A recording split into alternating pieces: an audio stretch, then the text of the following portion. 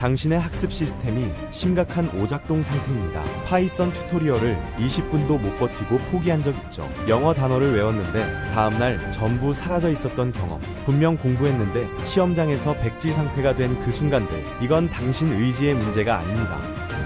당신 뇌라는 3파운드짜리 바이오 컴퓨터에 치명적 결함이 발생했기 때문이에요. 이 시스템은 860억 개의 뉴런 프로세서로 구성된 정밀 기계인데 지금 이 순간에도 성능이 급격히 떨어지고 있거든요.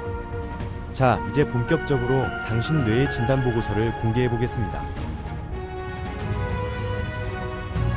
학습 시스템 3000. 이게 바로 당신 뇌의 공식 모델명입니다. 설계 사양은 완벽했어요. 체스 마스터가 될 수도 있고 새로운 언어를 습득할 수도 있으며 복잡한 코딩 알고리즘을 이해할 수도 있는 고성능 장비였죠. 하지만 2024년 현재 이 기계는 치명적 고장 상태에 진입했습니다. 캘리포니아 대학 글로리아 마크 교수의 최신 연구에 따르면 충격적인 사실이 밝혀졌거든요. 2004년에는 당신 뇌가 한 가지 작업에 평균 150초, 그러니까 2분 30초 동안 집중할 수 있었습니다. 2012년에 이게 75초로 반토막 났고요. 그런데 2024년 지금은 겨우 47초밖에 안 돼요. 47초입니다. 1분도 안 되는 시간 동안만 집중할 수 있다는 거예요. 이건 금붕어의 9초보다는 길지만 인간이라는 고등 생명체로서는 재앙 수준이거든요. 10대들의 경우는 더 심각합니다. 이들은 평균 44초마다 앱을 전환하는데 불과 10년 전만 해도 2분 30초 동안 한 앱에 머물렀거든요. 첫 번째 고장 증상을 진단해 보겠습니다. 주의력 캐시 메모리 조각화 현상이에요. 컴퓨터를 오래 쓰면 하드디스크가 조각나면서 느려지잖아요. 당신 뇌에서도 똑같은 일이 벌어지고 있습니다. 원인은 명확해요. 틱톡, 인스타그램, 릴스, 유튜브 쇼츠 같은 숏폼 콘텐츠가 당신 뇌의 주의력 할당 시스템을 완전히 재프로그래밍 했거든요.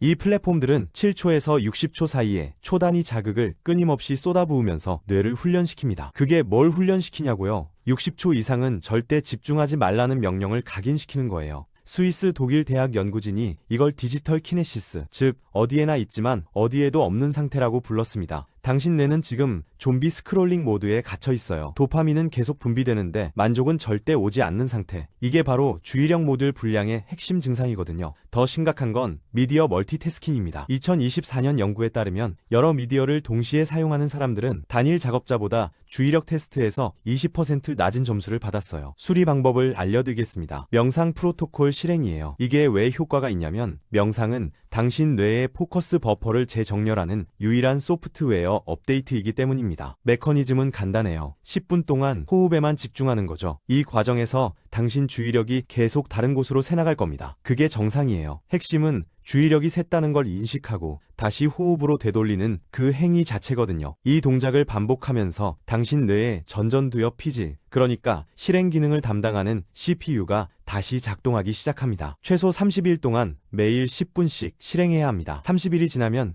당신 뇌의 주의력 캐시가 재구성되면서 150초, 200초, 심지어 300초까지 확장될 수 있거든요. 추가 수리 옵션도 있습니다. 숏폼 콘텐츠 차단 프로토콜이에요. 틱톡, 릴스, 쇼츠를 완전히 삭제하고 대신 장편 유튜브 영상이나 책으로 교체하는 겁니다. 이건 뇌를 60초 이상 집중 가능한 모드로 되돌리는 리버스 엔지니어링 작업이거든요. 두 번째 고장 증상으로 넘어가겠습니다. 알러트니스 모듈 전압 강화 현상이에요. 알러트니스는 뭐냐면 주의력이 집중할 수 있는 시간이라면 알러트니스는 그 집중의 품질, 즉 효율성을 의미합니다. 같은 1시간을 공부해도 어떤 날은 엄청 잘 들어오고 어떤 날은 아무것도 안 들어오잖아요. 그게 바로 알러트니스 수치 차이거든요. 이 모듈에 영향을 주는 변수는 여러 개입니다. 첫째, 수면 충전 상태. 둘째, 식사 에너지 재분배. 셋째, 동기 연료 게이지. 넷째, 오늘 이미 얼마나 학습했나요? 수면부터 이야기해 볼게요. 이건 알러트니스의 절대 변수입니다. 수면이 부족하면 다른 모든 조치는 무의미해요. 왜냐면 수면은 단순히 피로 회복 차원이 아니라 뇌의 전압을 재충전하는 유일한 메커니즘이기 때문이죠. 2024년 신경과학 연구에 따르면 수면 중에 해마라는 부품, 이건 잠시 후에 자세히 설명할 건데 이 해마가 단기 RAM에 저장된 데이터를 장기 하드디스크로 전송하는 작업을 수행합니다. 이 전송 프로토콜은 오직 수면 중에만, 특히 깊은 수면 한계에서만 작동해요. 만약 당신이 하루 6시간 이하로 자고 있다면 이 전송 작업이 절반밖에 안 끝난 상태에서 시스템이 다시 부팅되는 겁니다.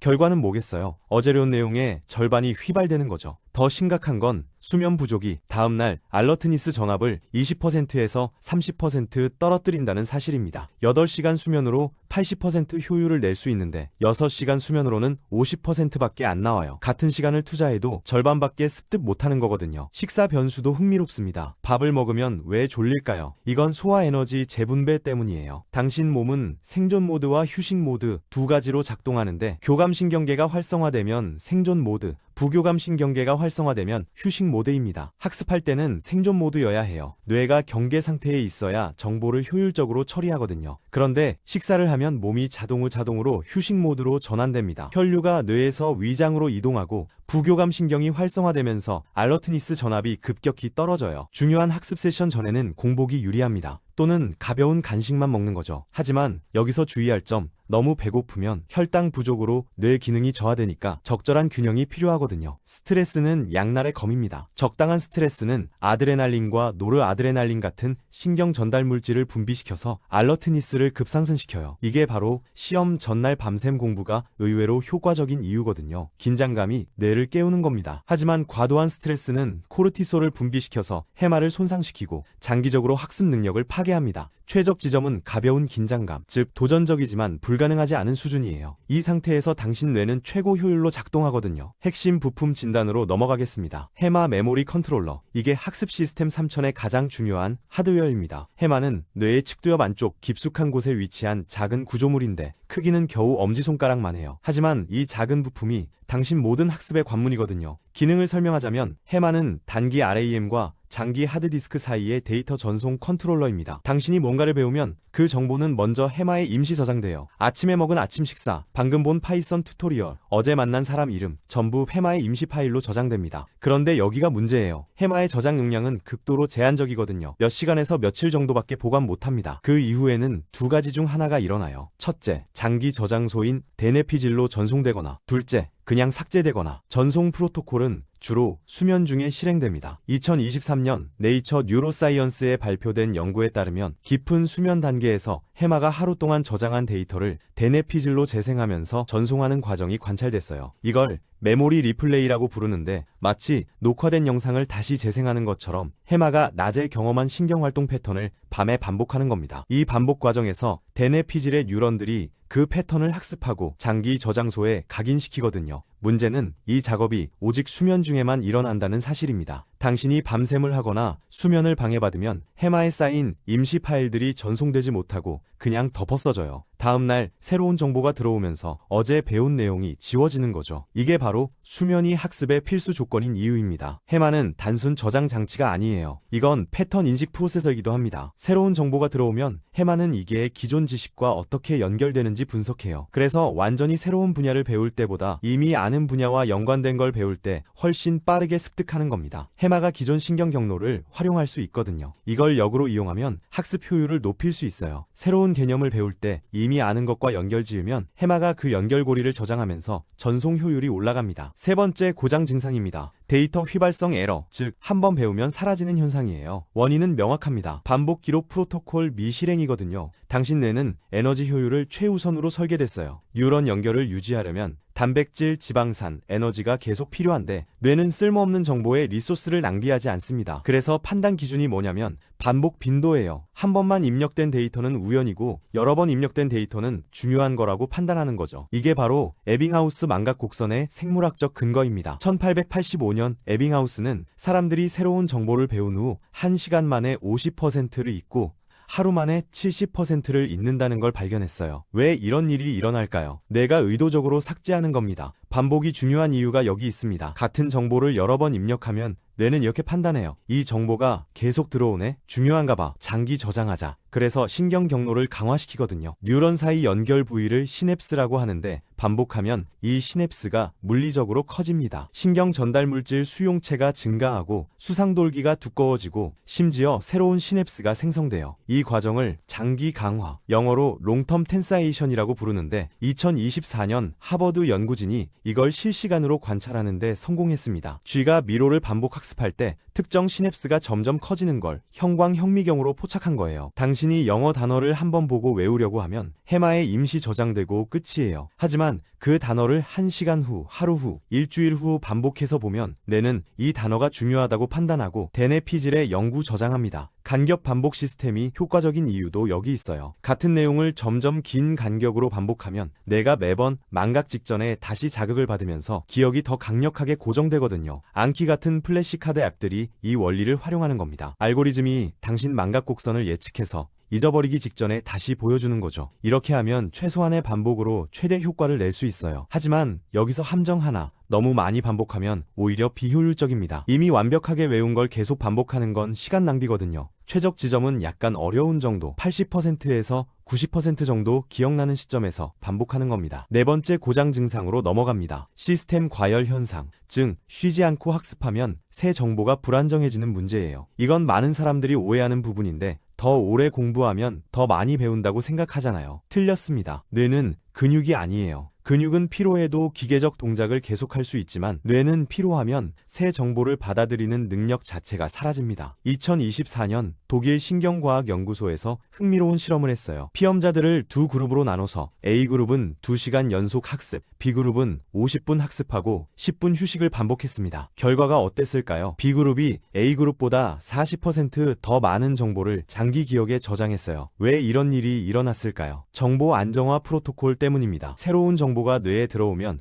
처음에는 불안정한 상태예요. 마치 젖은 시멘트처럼 쉽게 변형되거든요. 이 상태에서 계속 새로운 정보를 쏟아부으면 이전 정보가 덮어써집니다. 뇌과학에서 이걸 역행 간섭이라고 불러요. 새로운 학습이 이전 학습을 방해하는 현상이죠. 반대로 휴식 시간을 주면 뇌는 방금 입력된 정보를 고정시키는 작업을 수행합니다. 시냅스 연결이 안정화되고 신경 전달 물질 수용체가 재배치되고 단백질 합성이 일어나면서 기억이 굳어지는 거예요. 이 과정에는 최소 10분에서 20분이 필요합니다. 그래서 50분 학습하고 10분에서 20분 쉬는 패턴이 최적이거든요. 휴식 중에 뭘 해야 하냐는 거예요. 절대 스마트폰 보면 안 됩니다. 인스타그램 스크롤, 유튜브 시청, 문자 확인, 전부 새로운 정보 입력이에요. 뇌 입장에서는 휴식이 아니라 다른 종류의 학습인 겁니다. 진짜 휴식은 고요함이거든요. 눈 감고 가만히 있거나 창밖 보거나 산책하거나 명상하는 거죠. 이렇게 외부 자극을 차단하면 뇌의 디폴트 모드 네트워크가 활성화됩니다. 이건 뇌가 아무것도 안 할 때 작동하는 회로인데 여기서 정보 통합과 창의적 연결이 일어나요. 당신이 샤워하다가 갑자기 아이디어가 떠오른 경험 있죠? 그게 바로 디폴트 모드 네트워크의 작동이거든요. 체육관 비유가 여기서 완벽하게 들어맞습니다. 근육 운동할 때 세트 사이에 휴식하잖아요. 그 휴식 시간에 근육이 회복하고 성장하는 거죠. 뇌도 똑같아요. 학습 세트 사이에 휴식해야 신경 경로가 강화됩니다. 하지만 대부분 사람들은 이 휴식을 건너뛰고 지친 상태로 계속 공부하다가 번아웃에 빠지거든요. 번아웃은 단순 피로가 아니에요. 이건 뇌의 신경 전달 물질 고갈 상태입니다. 도파민, 노르아드레날린, 세로토닌 같은 화학 물질들이 바닥나면서 학습 능력이 완전히 정지하는 거죠. 회복하려면 며칠에서 몇 주가 걸립니다. 그러니 애초에 번아웃이 오지 않도록 규칙적으로 휴식하는 게 훨씬 효율적이에요. 이제 가장 놀라운 부분을 공개하겠습니다. 숨겨진 기능, 에러 신호 증폭 시스템이에요. 대부분 사람들은 실수를 실패로 생각하는데 뇌공학적 관점에서 보면 실수는 학습 가속 페달입니다. 왜 그럴까요? 감정과 학습의 신경과학적 연결 때문이죠. 당신이 실수하면 편도체라는 감정 처리 센터가 활성화됩니다. 불안, 좌절, 당황, 이런 부정적 감정들이 쏟아지는데 이게 사실은 학습 신호예요. 감정이 강렬할수록 그 순간의 기억이 더 강하게 각인되거든요. 신경과학자들은 이걸 감정 택갱이라고 부릅니다. 감정이 붙은 기억은 감정 없는 기억보다 10배에서 100배 더 강력해요. 왜 첫사랑은 평생 기억나고 어제 먹은 점심은 까먹을까요? 감정 강도 차이 때문이죠. 실수할 때도 똑같은 일이 일어납니다. 당신이 파이썬 코드를 짜다가 에러 메시지를 보면 좌절감이 밀려오잖아요. 그 좌절감이 편도체를 자극하고 편도체는 해마의 신호를 보냅니다. 이 순간 중요하니까 잘 저장해 라고요. 그래서 고생해서 해결한 버그는 절대 안 까먹는데 순조롭게 작성한 코드는 금방 잊어버리는 겁니다. 더 흥미로운 건 실수가 뇌의 예측 엔진을 재조정한다는 사실이에요. 뇌는 끊임없이 다음에 일어날 일을 예측하는 기계입니다. 예측이 맞으면 보상 신호가 나오고 예측이 틀리면 에러 신호가 나와요. 이 에러 신호가 바로 학습을 촉발하는 트리거거든요. 실수는 뇌에게 이렇게 말합니다. 야, 네 예측 모델이 틀렸어. 업데이트해. 그러면 뇌가 기존 모델을 수정하면서 학습이 일어나는 거죠. 2024년 MIT 연구진이 이 과정을 실시간으로 관찰했어요. 쥐가 미로에서 잘못된 길을 선택할 때 특정 뉴런들이 급격히 활성화되는데 그 뉴런들이 바로 학습 관련 뉴런이었습니다. 반대로 쥐가 정답을 맞출 때는 그 뉴런들이 조용했어요. 이게 뭘 의미하냐면 정답보다 오답에서 더 많이 배운다는 겁니다. 그래서 효과적인 학습법 중 하나가 일부러 어려운 문제에 도전하는 거예요. 틀릴 확률이 높지만 틀렸을 때 얻는 학습 효과가 엄청나거든요. 이걸 바람직한 어려움이라고 부르는데 너무 쉬우면 학습이 안 일어나고 너무 어려우면 포기하니까 적당히 어려운 수준이 최적입니다. 하지만 여기서 중요한 조건이 있어요. 실수 후에 피드백이 있어야 한다는 겁니다. 그냥 틀리고 끝나면 뇌는 뭘 고쳐야 할지 몰라요. 하지만 틀렸다는 신호와 함께 정답이 뭔지 알려주면 뇌가 즉시 모델을 업데이트합니다. 그래서 시험 본 후에 정답 확인하는 게 중요한 거죠. 또 하나 중요한 건 실수에 대한 태도예요. 실수를 자기 무능의 증거로 받아들이면 학습이 차단됩니다. 방어 기제가 작동하면서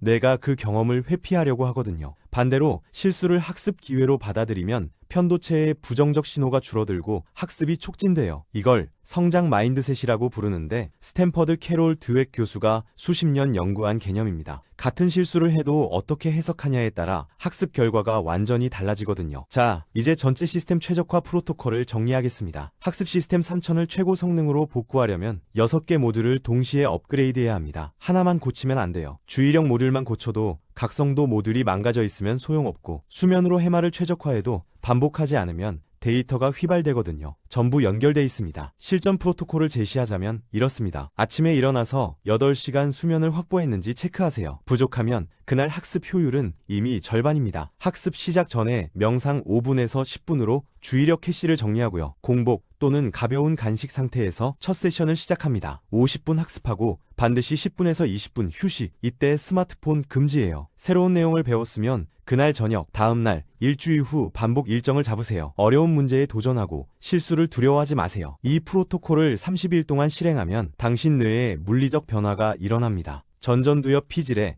회백질 밀도가 증가하고 해마의 부피가 커지고 신경 경로가 강화되는 게 MRI로 관찰 가능해요. 이건 추상적인 이야기가 아니라 측정 가능한 하드웨어 업그레이드입니다. 당신 학습 시스템 3000은 지금 오작동 상태지만 복구 가능한 상태예요. 치명적 고장이 아니라 설정 오류거든요. 공장 초기화하고 올바른 프로토콜을 실행하면 이 기계는 다시 최고 성능으로 돌아갑니다. 파이썬이든 영어든 목공이든 뭐든지 배울 수 있어요. 문제는 기계가 아니라 사용 설명서를 읽지 않았던 거죠. 지금 당장 이 매뉴얼대로 실행하세요. 당신 뇌는 가장 정밀하고 강력한 학습 기계입니다.